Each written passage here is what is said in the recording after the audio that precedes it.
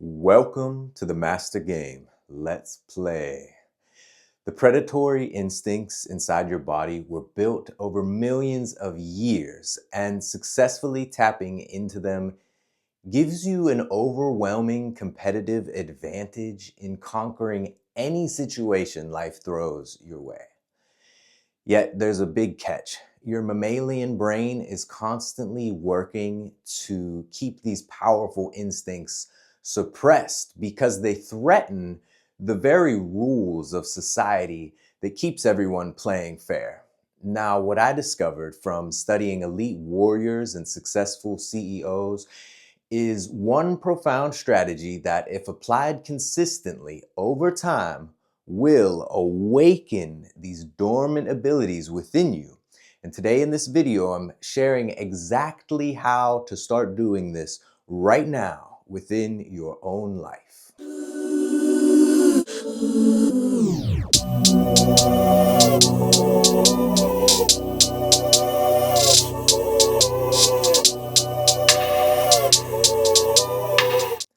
So first we need to talk about the predatory center inside of the brain and contextualize it inside of the body in general. It's not just the brain, it's a full body system. So there's something called the triune brain model. And this shows that over time, our brain stem and the reptilian part of our brain has grown outward and upward into, the prefrontal cortex of what makes us humans, able to envision positive outcomes in the future that haven't ever occurred in the past. But the mammal brain and the reptile brain, they're all based on learnings from the past. And so at the bottom, we have the reptile brain, which is solely concerned with survival and basic needs. And your autonomic system, like your heartbeat and your cellular functions and your breathing, your organs, all of these are controlled by this deeply unconscious part of your brain. It wouldn't make sense to be conscious of these things all of the time. So it just keeps things running and is really focused on survival of you individually. Above that, we have the mammalian brain, also called the monkey brain. So you have the lizard brain or the reptile brain, and then the monkey brain, which is also concerned with survival, but now this is a part of us that evolved to be in tribes, and groups are needed for survival. Higher complexity of tasks and hunting and organization, and really at this level, being excluded from the group, getting exiled for breaking some sort of social taboo, meant death most of the time for most of history. If you got kicked out of the tribe, you would die. And this is why it's so hard to tap in to these taboo levels of power that come from the reptile brain. And we'll get into that as we go on. And above the monkey brain, like I said, is the human brain. It is able to envision. It has imagination, and it can create new future-based outcomes that have never existed before. It's not connected to the past. It's not limited by the past. It can create new alternative future realities. All right, so to illustrate the power and the feeling of these things, I'm going to tell a little story. I've done martial arts for most of my life. I started when I was like 3 or 4, but left and then came back when I was about 16, and have trained in various styles for almost 2 decades now.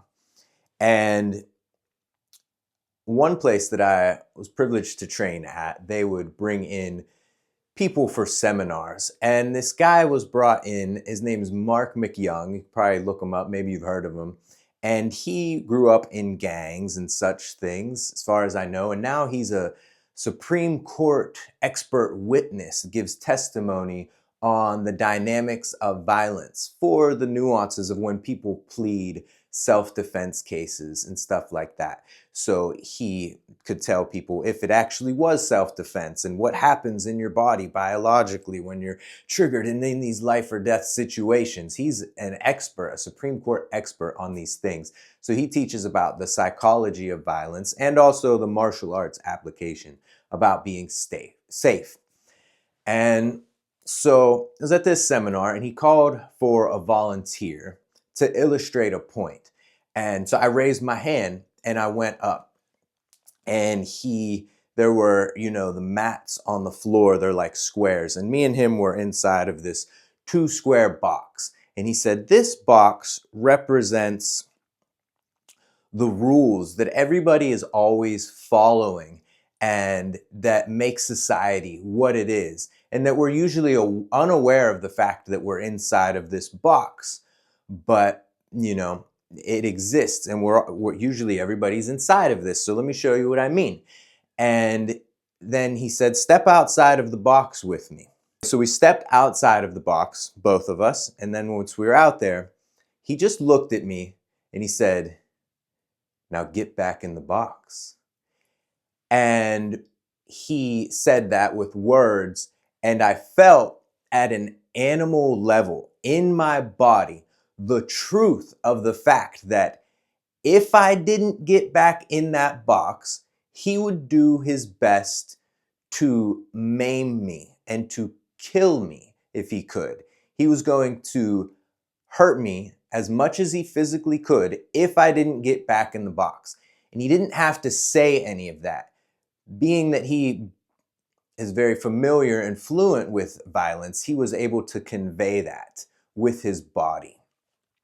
And my body read the sign and received it and was like, okay, got it. Let me get back inside of the box. And so inside of the box, where we're in a seminar that I paid to come to, it would be socially unacceptable to attack someone and physically injure this person that paid you to teach them. That's the social contract. But we stepped outside of that social contract and we're in the world of tooth and claw, the biological animal reality of flesh and blood. And he communicated at a level right there, get back in the box or I'll hurt you. And he didn't even have to say the second part. I could feel it. So I got back in the box. Now, let's distinguish. There are 2 different levels of violence which are common and correlate to these different levels of the brain. So there's social violence and asocial violence. Social violence is what is termed monkey dance. Basically, it's not designed to kill somebody or even to physically injure them or maim them permanently. It's designed to establish a place within the pecking order, within the hierarchy of the tribe, of the mammal group, the monkey group. There's a monkey dance to establish who's the bigger boss. So there's a monkey dance. And that is most of the violence that you will see even out, at bars, bar fights, comes from this level. And asocial violence is, think of a lion killing a gazelle, or, terrible as it is, I'm not saying any of this is a good thing, like a serial killer stalking a victim and then getting them with chloroform or something and then killing them. There's a different level of violence, a different approach. One has rules that everybody knows whether they're talked about or not, and the other has no rules, and it's simply about killing. And so in martial arts, there's 3 different types of martial arts in general that one can study. There's sports martial arts, combat or war-based martial arts, and internal martial arts. And I've studied all of these, and I think they all have their place and are wonderful. And it's just important to be able to distinguish them from one another. For now, I'm going to leave internal martial arts out because that's not as much a part of this conversation. For now, those sport-based martial arts like the UFC, there are rules people follow. They're not actually trying to kill one another. Combat martial arts, most common one that people know of is like Krav Maga, where you're really studying for actual violent applications. And the origins of most even sports arts was the battlefield and war. And so military people and the way that they train hand-to-hand combat, which is the context I was training with people in a military tradition with Mark McYoung. It's contextually about life or death on the battlefield. How do you end the fight as quickly as possible? How do you win?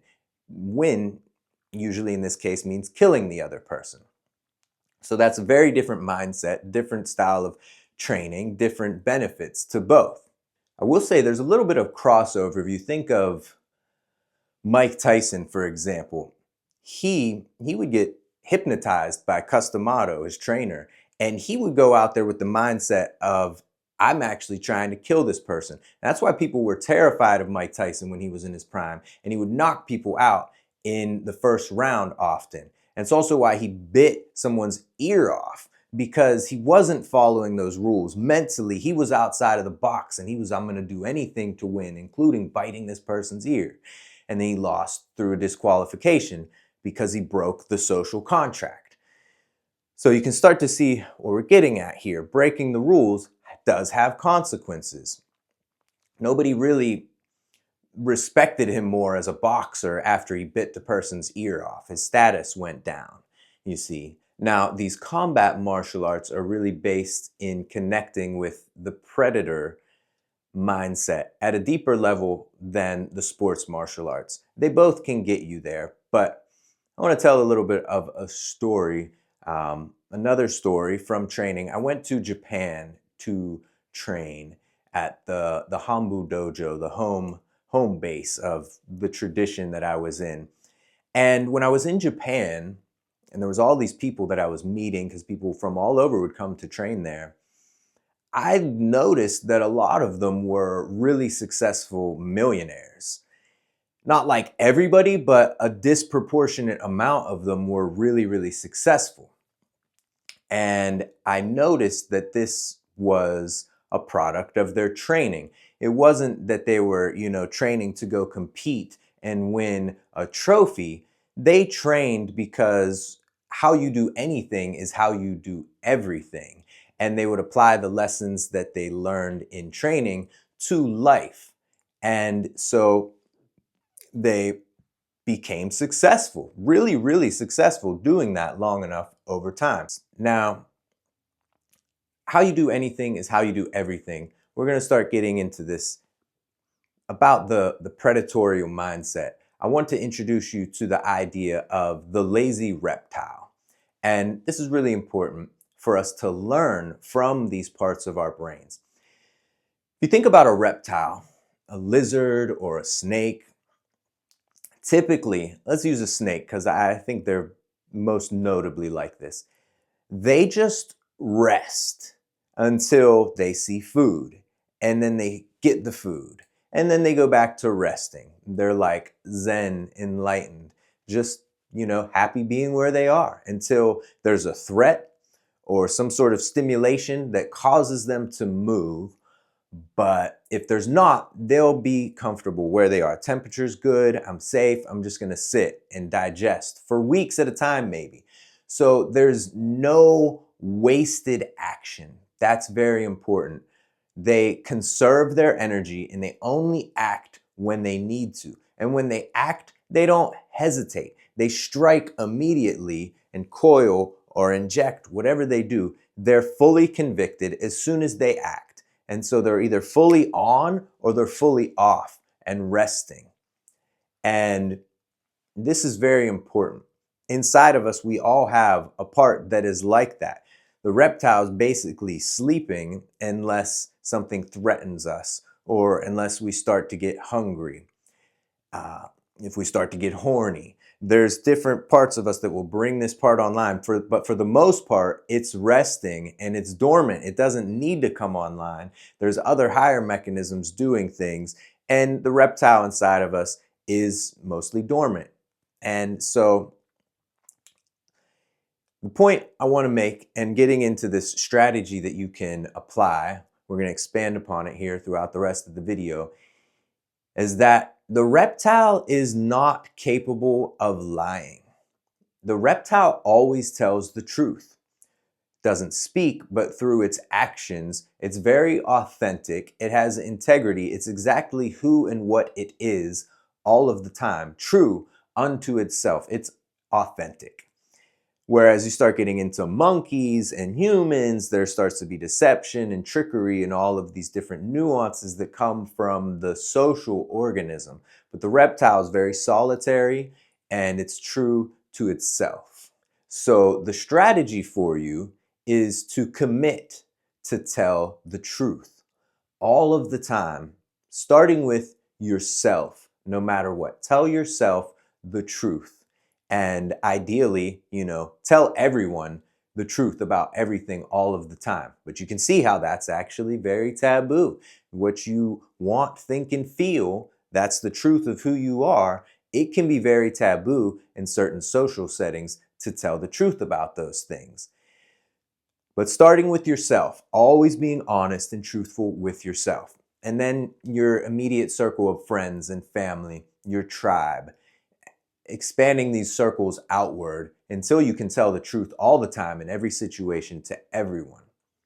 This is harder than it sounds, and it's also way, way, way more powerful than it sounds, and will, over time, awaken your connection to this deeper, supernaturally powerful part of yourself. And I want to take a moment here to say that we're not trying to idolize the reptilian part in isolation and forsake the other parts. Obviously, the monkey brain is very important, and so too is the human brain.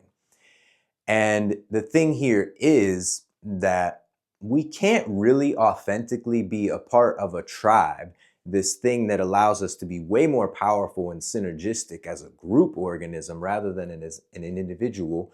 We can't really authentically be a part of that and form that power structure until we're authentic within ourselves. Until we tell the truth to ourselves about what we want and we show up in the group and tell the truth about what we want, we're just pretending. We're just play acting. We're being fake, essentially. We can feel that and other people can feel that at varying levels of intensity, but there's a fakeness. It's not raw. It's not authentic. So we have to start by committing to tell the truth to ourselves and showing up, and whether it's easy or hard, committing to tell the truth to other people. And the reason this is so hard to do and so important, vitally important to do at the same time, is because you have a true self that can tap into this fully integrated, ancestral, biological, instinctual power. And you have a social mask that is weak and fragile. And I'll call this the true self and the mimetic self. Mimetic as in memes. There is your true self, which is connected to your soul purpose and goes beyond just this lifetime. Why are you here as an individual? And then your mimetic self is based on all of the things that you learned as a child from your parents, from society, from teachers and preachers and television, all of the culture. All of these things instilled a value system of what's good and what's bad and what you should do and what you shouldn't do. And none of that stuff is you. Children need that at a certain stage, but part of growing up and becoming an adult is individuation and realizing what makes you you that is different from everybody else. What do you actually think? What do you actually want? What do you actually value? And until you take the time to deliberately do the self-work of telling the truth and introspecting about these things, you might think that you believe the truths of the mimetic self. You might be confusing yourself and your identity for the social mask. You might have been wearing this mask so long that you think it's you, and you've never taken it off and realized, I'm not that mask. I'm my own thing. So this is the great work of individuation that is so vitally important.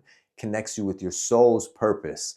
It connects you with flow state, and it connects you with abundance and success beyond anything you'll ever have. Even if you made $1 million as a social mask, but you were being fake, you would never feel fulfillment. True fulfillment only ever comes from knowing who you are and what you want and acting on that. And that fulfillment can be felt, and it lends to being more successful more easily. So bringing this all back to the reptile, to the predator within, resting unless there is food. These elite warriors, CEOs, you see, what is an opportunity for me to attack and secure new resources? And what is wasted energy that actually isn't going towards the goal of the campaign that I'm actively fighting to win, to secure this new territory, these new resources, which is the same as a reptile just eating food, except it's more complex in our world. But we're taking action to secure something and make it ours and to increase the territory of our kingdom. What is that versus what is wasted time for someone else's goals that they're trying to make me accomplish because they think it's true, but I don't necessarily think that's true. So we can distill all of this down to the common notion of hell yes or no. I like to say fuck yes or hell no. When you feel that within yourself, any single situation that arises, is this serving the fulfillment of my life's purpose and my soul's work and the reason that I've incarnated into this body? Is it moving me closer towards my goals? Yes or no? If it is, commit fully and do it and continue to tell the truth and adjust course as you go. If it's not, just remain in rest. Just like the reptile, it doesn't bother moving for no reason at all. Things that don't move you towards your goals, that is pointless. You should never do them. That doesn't even mean it's selfish. Your goals might be to support your family. So you do things that move you towards that goal, which is based upon increasing the well-being and the health of other people outside of yourself, which gives you deep, deep nourishment and fulfillment if that is your goal, if that is your purpose. Now, what does this actually look like in application? I'm going to give you an example, an extreme level of application in my own life. Whenever I was 18, I'm 35 now. When I was 18, I had a spiritual awakening, an experience. I won't go into the details of it now, I'll talk about it later somewhere, but I had an experience that really clarified for me. I don't know that it even clarified, but it made it almost impossible for me to do things that I didn't want to do and that weren't serving my interests at the time, which became studying spiritual systems and meditating and going within and working to understand and refine myself. And so for a little bit, I worked some jobs that would allow me to do that, like driving a taxi. I could still read and write, waiting at the airport to get cars. I'd have like 2-hour breaks and then a ride, 2-hour break and then a ride. And I could still do the things that I wanted to do in that. But mostly even that fell to the wayside. And for many, many years, I either couch surfed or squatted in abandoned houses, and I dumpster dived for food. And I still had a social life. People wouldn't even know this about me if I didn't tell them it. And I was extremely fulfilled doing all day, every moment of every day, doing exactly the things that I wanted to do for me, not giving a shit about what society said that I had to do. And fast forward many, many years later, I fell in love with my wife and seduced her and married her. And she has a PhD and is a spiritual genius as well. And she had already accomplished a lot for herself in life. And I was the person that she was looking for because I had done all of this work. If I had done what society had wanted me to, even if I had a high paying job somewhere and a fancy car and a super nice house, none of that shit would have mattered or made me attractive to her. But we have found each other as life partners because we've both done what is authentically true. I did very taboo things within the social contract. You're not supposed to do those things. But I did what was true to me for so long that it continued to grow and create more and more abundance, especially when I came together with my wife and we started teaching people all over the world together. I would have never been able to do that. I wouldn't be the person that had those insights and that value to give to the world if I didn't just start with telling the truth. You know what? Fuck this job. I don't want to do that. I want to sit here and meditate. I want to sit here and read this book. I want to go for a walk down by the river. Those things sound taboo and stupid, but I'm telling you, if you tell the truth long enough and don't do anything except tell the truth, you will accumulate an amount of power that is noticeable to anyone immediately, and life will start to revolve around your purpose. It doesn't matter what it looks like to other people. You will be extremely fulfilled and happy, happier than any other thing that you could be doing, because you found your solar consonance, is what I call it. Solar consonance is when your life's work is so clear to you that it's a sun around which everything in your life revolves and takes energy and is the organizing principle from which all movement is based. Just like in our solar system, everything revolves around the sun. Our life's purpose is that sun for us. All of the happiness of a sunny day comes from doing things that are in alignment with our purpose, and the fulfillment that we get from that, nothing else compares to it. So to get to that for yourself, you have to start telling the truth. So that is my challenge to you. Commit to tell yourself the truth, the deep truth, the whole truth, all of the time, starting now. Welcome to the Master Game. Thank you. I'm David Lovewell. Check out the free resources below, and I'll see you in the next video.